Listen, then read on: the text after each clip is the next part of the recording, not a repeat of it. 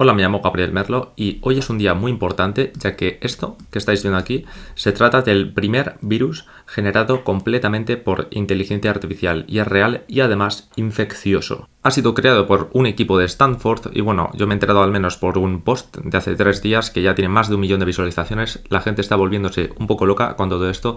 De hecho, hay un comentario que tiene incluso aún más respuestas que el propio post que dice apagadlo ahora mismo. A la gente todo esto le está dando bastante miedo, lo cual es normal, ya que si os fijáis aquí, muchos de los virus que ha creado este modelo de IA igualan o sobrepasan en capacidad de infección a el virus original, que se trata del FIX174. Y no solo eso, sino que al crear estos nuevos virus, o más bien como variaciones de un virus que ya es natural, este modelo de IA ha introducido nuevos genes y luego también ha hecho cambios en el genoma de estos virus. Yo no soy ningún experto en genética, pero parece que ha hecho un cambio que nunca se había visto antes, o al menos se creía que no era posible de realizar este cambio en el genoma. Ellos al menos aquí lo describen como no viable.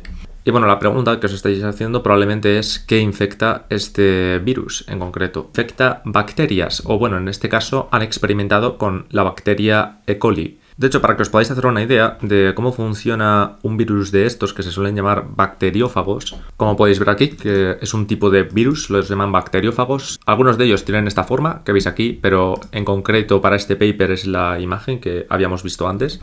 Y lo que hace, básicamente, como muestran aquí, esto es una animación, este vídeo no es real y no parece como un módulo insertándose en la Estación Espacial Internacional. Normalmente, bueno, no, al menos esto es una animación, vaya.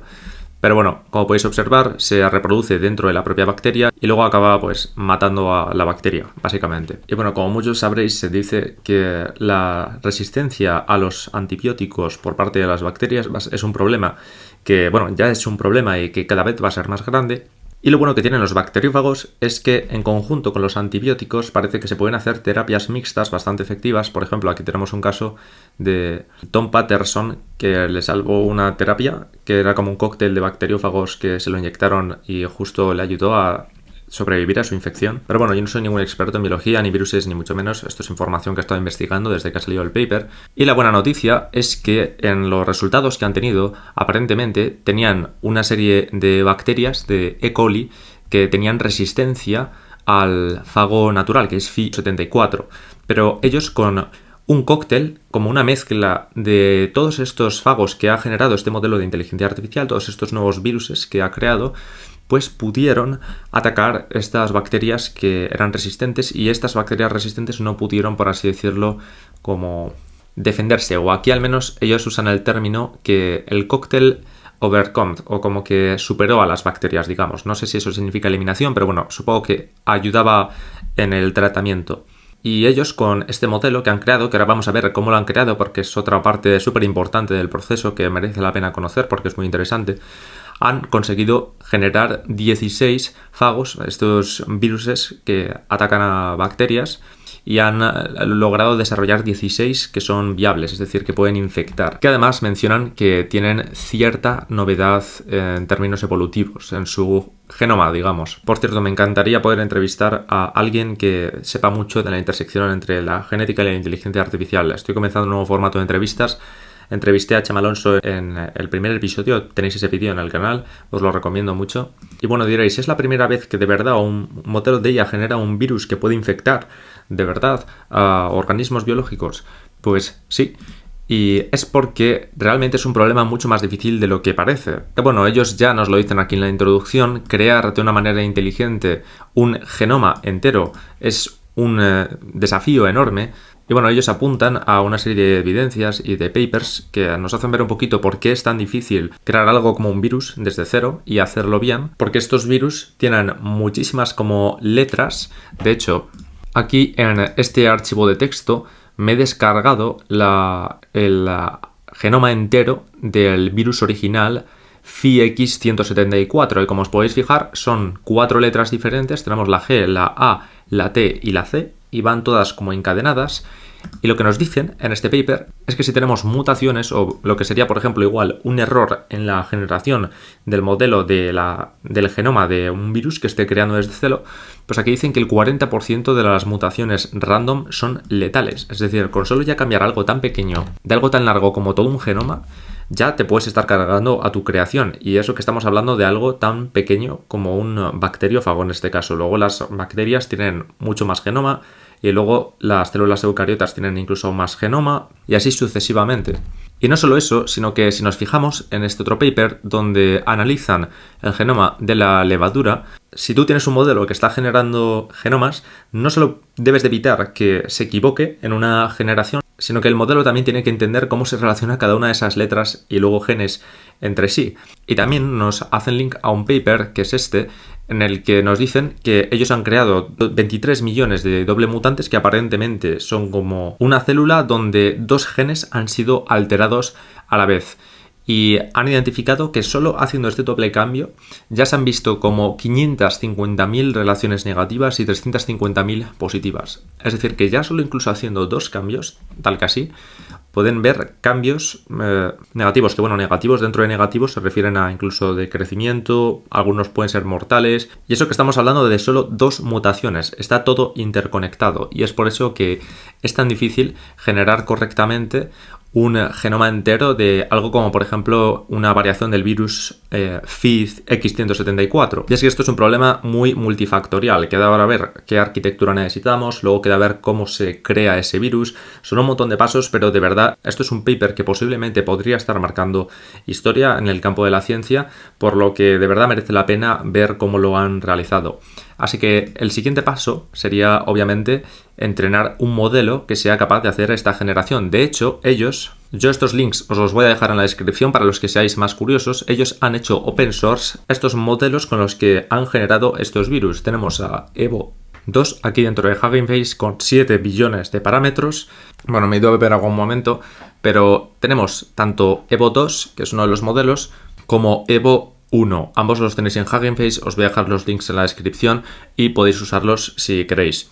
Y bueno, si nos fijamos, este modelo de IA que ha sido capaz de generar este virus creado por inteligencia artificial es un modelo fine-tuneado como base teniendo el modelo Evo2, que ahora vemos que es, y lo han fine-tuneado usando el genoma de Microviridae, que Microviridae es la familia de virus que infectan a las bacterias. Es decir, han cogido a Evo2, que ya era de por sí un modelo que estaba fine-tuneado con un montón de datos. Si os podéis fijar aquí, Evo2 ha sido entrenado en Open Genome, que si os fijáis son cadenas larguísimas de nucleótidos. Y bueno, el modelo base de Evo2, de hecho, lo podéis usar si queréis. En NVIDIA tienen una API que podéis poner aquí una generación y os va a generar a la derecha como si fuese ChatGPT directamente genoma. Yo, por ejemplo, aquí he puesto algo que me aparecía por defecto.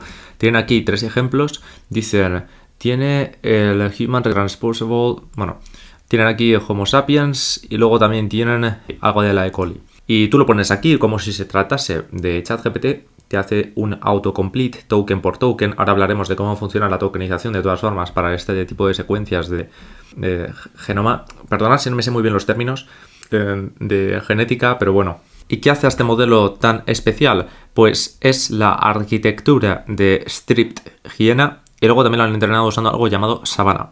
Entonces, antes de entrar en la arquitectura, para que entendáis esa elección de arquitectura, si os fijáis aquí, por ejemplo, en Open Genome, os podéis imaginar que el genoma es larguísimo. Son, por ejemplo, strings que podéis ver aquí, que bueno, aquí te aparece truncado, no te lo muestran todo porque si no sería muchísimo más largo.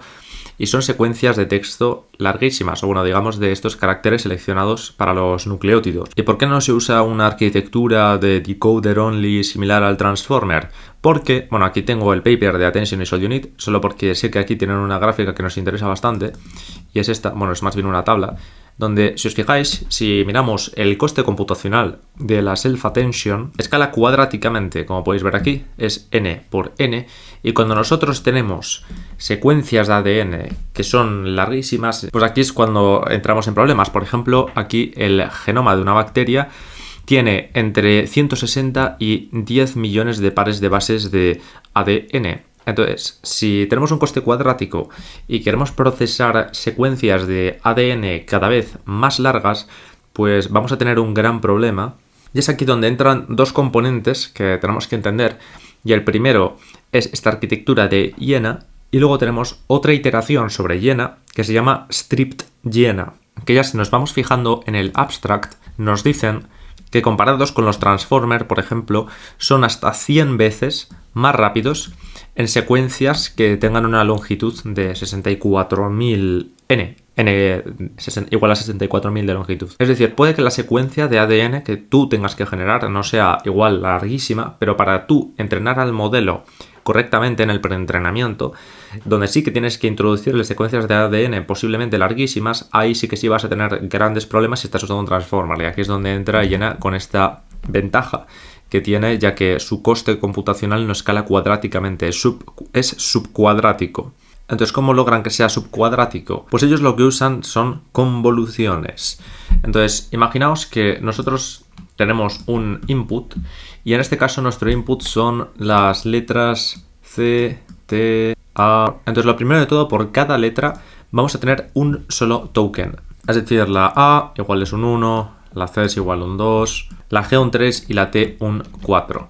Pues ahora lo que hace la convolución, bueno, anteriormente, si esto fuese atención, pues cada token, cada embedding podría prestarle atención a todo el resto de tokens, digamos, ¿no? En esta secuencia.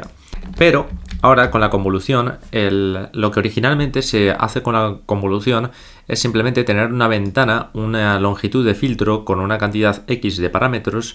Digamos que, por ejemplo, tenemos 3 parámetros e imaginaos que tenemos como una ventana que va deslizándose a través de toda nuestra secuencia y va capturando relaciones locales. Y el tema es que para capturar un producto ponderado por cada posición por la que va pasando esta ventana, este filtro que nos hemos imaginado, nosotros vamos a necesitar una cantidad de parámetros igual a la longitud. Entonces, si tenemos una longitud de 3, vamos a necesitar 3 parámetros. Entonces, si nosotros quisiéramos capturar relaciones como lo haría un transformer, por ejemplo, aquí estaríamos un poco más limitados si, por ejemplo, usásemos una ventana más corta. Y como hemos visto antes, en el ADN, las secuencias de ADN están altamente interrelacionadas por ese segundo paper que vimos. Entonces, nuestro modelo tiene que ser capaz de capturar esas relaciones entre sí y entenderlas. Y aquí entraría el problema, ¿no? Y es que necesitaríamos un filtro, una ventana, imaginaoslo así, que tiene muchísimos parámetros, tantos como su longitud, y ya hemos visto antes que igual podemos estar trabajando con ese dataset de OpenGenome 2 con longitudes de decenas de miles de caracteres. Entonces esto se volvería muy caro, muy rápido. Entonces la solución que han tenido es que ellos han puesto una feed-forward network que lo que hace es ir calculando por cada posición estos parámetros de esta ventana. Entonces, en vez de tener directamente una ventana y tener que estar almacenando todos esos parámetros, pues vamos a tener una feed-forward network, una pequeña red neuronal que nos va a generar todos los parámetros que vayamos necesitando. Y así, de esta manera, nuestro modelo no tiene que tener decenas y decenas de miles de parámetros. Y luego esa innovación de la que hemos hablado junto con una transformación de Fourier nos permite alcanzar una complejidad que es subcuadrática, como nos muestran aquí, lo cual ya es un paso enorme a la hora de trabajar con secuencias larguísimas. De hecho, podemos fijarnos aquí que a partir de determinada longitud de secuencia, el mejor modelo se trata de Jena, el cual viene indicado por rojo, el cual es el más rápido, cuando la longitud de secuencia se vuelve muy larga. Pero si nos fijamos aquí en este gráfico, aquí es donde entraría Strip y Jena. Por cierto, en Jena quedan más innovaciones que mencionaros, pero he tocado un poquito sobre las principales. Y además, de manera muy general, me gustaría poder tocarlo más en profundidad. Si queréis que lo haga, simplemente decídmelo. Pero el problema que tiene, como os podéis fijar, es que en secuencias de texto que son mucho más cortas, pues no es mejor que la atención o que la flash attention, sobre todo, en concreto.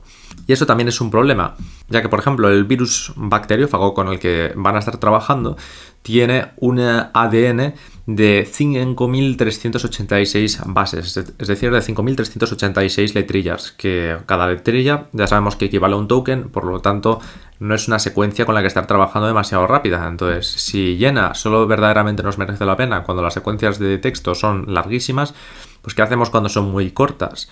No es necesariamente el mejor modelo con el que trabajar, ¿no? O igual existe alguna mejora que le podamos hacer para permitir trabajar tanto con secuencias muy cortas como con secuencias muy largas de una manera efectiva.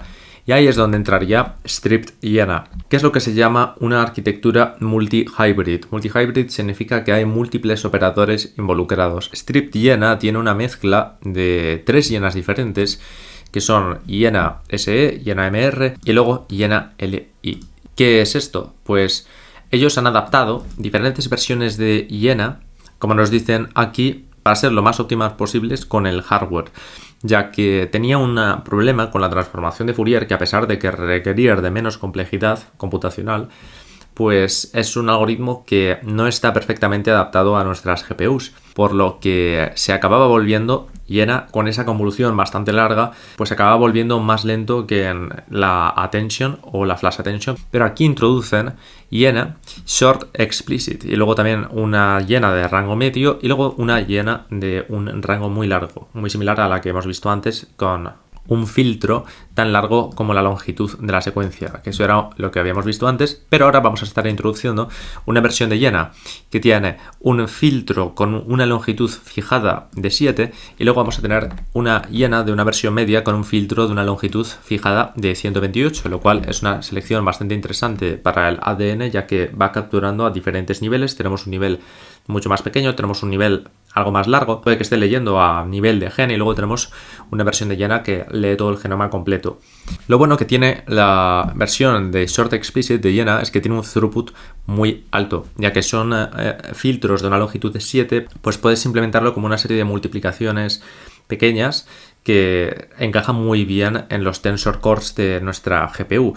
Luego, a la versión media de Jena también le han puesto un decaimiento exponencial para que los valores más alejados se vayan aproximando a 0, lo cual hace que sea más fácil de optimizar y que sea más estable. Y bueno, ellos hicieron luego una serie de pruebas con diferentes configuraciones y se fijaron que entrenando en Open Genome 2, que era el dataset del que hemos estado hablando hasta ahora, tenemos aquí al Transformer, luego tenemos la versión de Jena que habíamos visto antes, que era puramente todo formato largo, y luego tenemos aquí una mezcla que mezclaba todos estos módulos de los que hemos ido hablando ahora, el de la ventana de contexto el del filtro más corto, el del filtro mediano y que incluye también un módulo largo. Y esa es la que ha conseguido una perplexity más baja y los mejores resultados en este pre-training. Y solo mencionar también brevemente, y acabamos con la parte de la arquitectura, que también la versión de Strpt-Jena implementa también capas de atención. Por eso decimos que es multihíbrida, implementa no solo todo lo que acabamos de hablar hasta ahora, esas partes de Jena, sino que también implementa algunas capas intermediarias de multi-head attention. Y bueno, ahora que os hacéis más o menos una idea muy general de cómo es la arquitectura que hay detrás de este modelo que ha generado este virus, podemos fijarnos en que ellos han experimentado con cómo hacemos para que nos genere estos virus que queremos y cómo hacemos que tengan suficientemente, digamos, que innovación en el sentido genético y que no sean demasiado similares a el X174 original. Y ellos nos mencionan aquí que han experimentado con la longitud de su prompt y con ciertos parámetros, como por ejemplo la temperatura, para ver cómo esto afecta a los diferentes virus que va generando el modelo. Entonces, aparentemente, si ellos comenzaban con 9 o más nucleótidos de X174, parece que eso llevaba a una respuesta que parecía como memorizada, simple y con poca diversidad, sobre todo también con una temperatura baja. Y también, en contraste, si ellos en el prompting incluían solo uno o los dos primeros nucleótidos de la secuencia, esto no proporcionaba concisiones suficientemente fuertes para producir algo similar al Phi X174 que funcionase.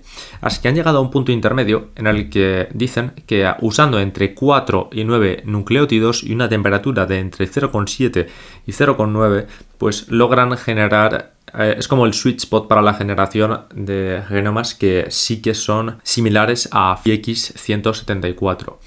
Y ahora bien, tendréis una pregunta, y es ¿cómo saben ellos que lo que está generando el modelo es verdaderamente algo que pueda ser clasificado como un virus o que sea mínimamente similar a X174? Entonces, lo primero que hicieron ante estas secuencias que ellos iban generando es usar una herramienta llamada Genomat, que es una herramienta de clasificación viral. Entonces, en un ejemplo que he preparado aquí en la página web de Galaxy, y bueno, aquí tenemos el genoma completo de X174. Y por ejemplo, para que veáis que esta herramienta puede verdaderamente reconocer a un genoma, como si es un virus o qué tipo de virus, pues yo aquí he subido el genoma. Si vosotros en algún momento queréis hacerlo y os venís a Genomat, le dais aquí a la esquina superior izquierda, luego volvéis y buscáis la herramienta de Genomat en las herramientas de Galaxy y le dais a hacer un análisis subiendo aquí la secuencia de input que queréis seleccionar. Esto va a cargar una serie de trabajos aquí a la derecha. Y aquí a la derecha vamos a ver un resumen de virus, vamos a verlo y vamos a fijarnos en que aquí Genomat a este genoma le ha dado una probabilidad del 98,2% de que sea un virus, lo que yo he subido. Entonces tenemos herramientas, como podéis ver, que les han permitido a estos investigadores identificar, vale, ¿es lo que está creando nuestro modelo actualmente lo que nos está generando un virus o no? Y dicen que de los dos modelos que tenían, entre el 19 al 33% de las generaciones eran clasificadas como viral y del 34 al 38% de las generaciones de EVO2 también eran clasificadas como virales. Es decir, de todo lo que generaba el modelo sí que seguía teniendo fallos y partes donde los investigadores decían, vale, esto ni lo vamos a tocar porque aparentemente no es un virus. Y luego también ellos usaron esto que veis aquí, que se llama la base de datos de BLAST, donde ellos introducían el genoma y yo, por ejemplo, aquí le voy a hacer una búsqueda y os fijaréis en que he subido el genoma de X174 y vemos que aquí hay una serie de matches con la secuencia que yo acabo de subir. Y esto es otro método que ellos usaban para determinar si las secuencias que se generaban eran una copia de las que había en la naturaleza o eran diferentes. Y como nos dicen aquí, las secuencias de ADN que generaba este modelo eran distintas a las que se ven en la naturaleza. Y luego también se han montado todo un pipeline, implementaron una serie de filtros y todo eso luego les dejó con pues las secuencias que hemos visto, que han habido algunas que son capaces de infectar y otras que no tienen esa capacidad de infectar. Pero bueno, independientemente, queda un paso que seguro que os interesa, que yo cuando estaba leyendo este paper no tenía del todo claro cómo lo hacían, y es el paso de cómo creas el virus, el fago, que lo que estamos viendo aquí, cómo lo crean. Y os sorprenderá porque no es tan difícil como parece. Lo primero de todo, ellos no han ensamblado el fago y lo han montado pieza por pieza.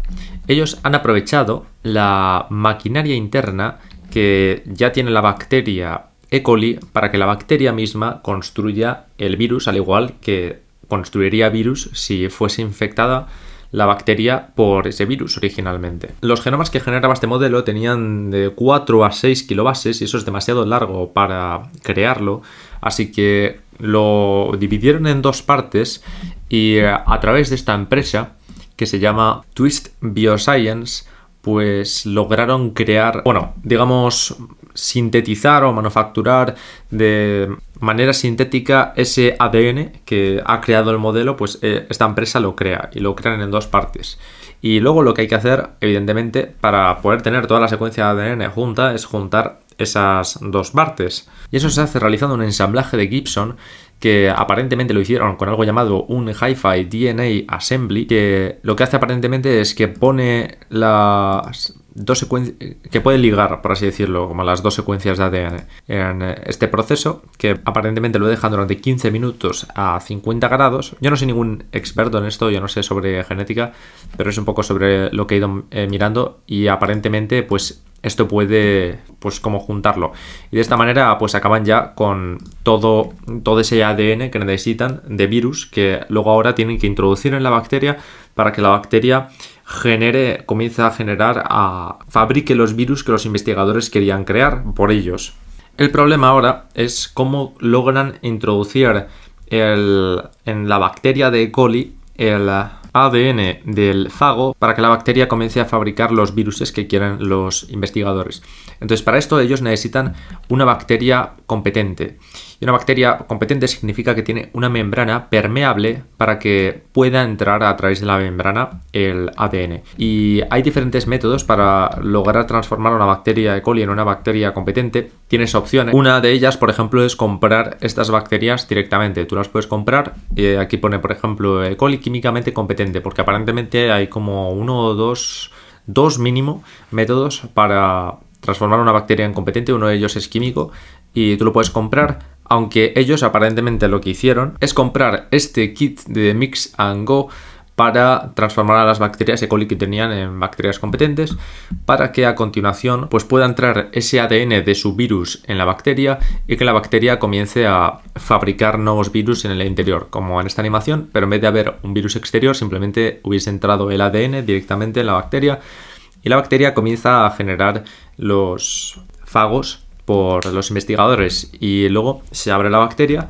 Y es en este momento en el que los investigadores ya tienen en su medio pues unidades físicas biológicas que son estos virus creados con inteligencia artificial y están ahí presentes en el medio. Y bueno, ellos luego con los virus que han creado han hecho una serie de experimentos. Por ejemplo, aquí ellos mencionan que de entre estos 16 virus que han creado fagos, como lo queréis llamar, tienen ventajas selectivas. Y respecto al tipo que se encontraba en la naturaleza, que es FIS 174. Entonces ellos introdujeron en una colonia de E. coli tanto los 16 fagos generados como el fago natural FIX 174. Y parece que han medido los fagos que más han incrementado, por así decirlo, su población después de hacer este experimento. Es como una competición entre todos los fagos. Entre estas competiciones parece que FI69 o FI111 aparecieron entre los top 5 fagos al final de 3 competiciones independientes. Parece que el fago natural FI174 solo apareció entre los top 5 fagos en las competiciones 1 y 3, llegando solo como máximo al tercer puesto. Es decir, estos fagos generados artificialmente, estos virus, son más efectivos reproduciéndose y por lo tanto matando a estas bacterias que la versión natural. El fago Evo FI69 aparentemente conseguía un fold change de entre por 16 y por 65, en contraste con la versión natural FI174 con un fold change de 1.3 a 4. Es decir, mucho más competitivo que la versión natural. De hecho, podemos fijarnos aquí que este fago, el 69, en las 3 competiciones ha ganado todas. Y podemos ver aquí el fold change como una medida para ver cuál de ellos tiene una mayor población, ¿no? Mencionan también algo súper interesante, y es que ellos habían evolucionado a 3 colonias de E. coli que eran resistentes al fago natural FI174 y que luego cada una de estas colonias tiene una mutación aparentemente independiente para protegerse FI174. Las han llamado CR1, CR2 y CR3. Y ellos han comparado cómo actuaba el fago natural versus el cóctel de fagos generados contra estas colonias resistentes, ¿no? Y en lo que se han fijado es que el fago natural no ha tenido éxito inhibiendo el crecimiento de estas cepas resistentes, pero en cambio el cóctel sí que logró al final inhibir el crecimiento de todas las cepas resistentes. Algunas después de un número menor de pasadas y otras después de un número mayor de pasadas, pero al final consiguió reducir el crecimiento de todas las cepas resistentes. Aquí es donde mencionaba antes que podía ser buenas noticias si esto es usado de una manera responsable y no se crean viruses evidentemente para infectar células eucariotas, células humanas, ya que, por ejemplo, en el caso que os había mostrado antes, puede funcionar en casos ya desesperados donde los antibióticos ya no funcionan, o para casos en hospitales también donde hay mucha multiresistencia, pues crear terapias conjuntas donde están atacando a la vez a los antibióticos y están atacando a la vez, posiblemente, imaginaos, un cóctel generado de variaciones de un fago con ligeras mutaciones, que es como un cóctel, como el que hemos visto generado, que ataca a bacterias que han desarrollado resistencia. Y para una bacteria, para generar resistencia a la vez para los antibióticos y a la vez a los fagos, pues lo hace muchísimo más complicado. Y lo bueno es que esto es solo el comienzo de esta tecnología. Esto es la primera vez que se realiza esto y ya tenemos estos resultados. No quiero imaginarme cómo será esto dentro de 20 años o cómo de rápido será el proceso de partir de generación a tener un virus que lo puedes usar ya directamente.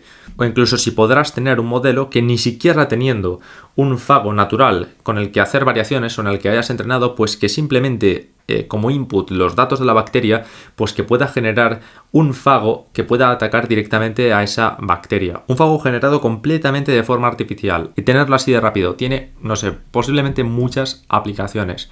Aquí voy a entrar en una parte que bueno, es algo que le preocupa a mucha gente también, de todas formas, ¿no? Evidentemente. Ellos mencionan que han puesto una serie de guardrails y mencionan que los modelos de Evo 2 no pueden diseñar viruses eucariotas, es decir, viruses que sean patógenos para humanos. Pero bueno, yo no soy ningún experto en genética, de hecho me encantaría poder tener a alguien en el canal que sepa justo entre la intersección entre genética e inteligencia artificial, mucho de ambos campos. Y bueno, yo espero que este campo, ¿no?, de la generación de virus con inteligencia artificial quede acotado, ¿no?, y a la guerra contra las bacterias multiresistentes. Pero bueno, ese sería el paper que está asustando a tanta gente ahora mismo. Y bueno, decidme lo que pensáis vosotros de todo esto en los comentarios. ¿Lo veis como una tecnología que deberíamos de seguir desarrollando o como algo que, como dicen aquí, deberíamos de apagar? No sé, vosotros me lo decís. Yo dejo aquí el vídeo y un saludo a todos y paz.